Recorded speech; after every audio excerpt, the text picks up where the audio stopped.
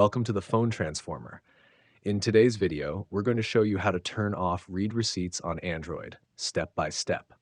If you find this guide helpful, don't forget to hit that subscribe button and stay tuned for more handy tutorials.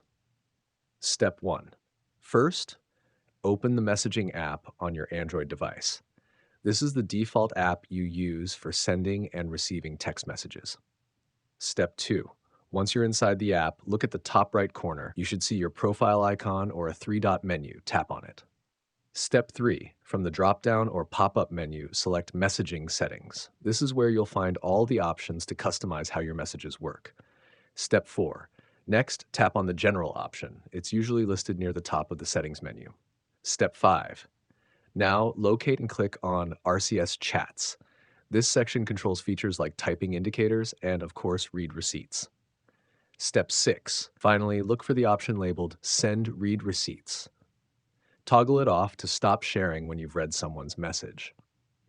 And that's it. You've successfully disabled read receipts. Thanks for watching, and stay tuned for more updates.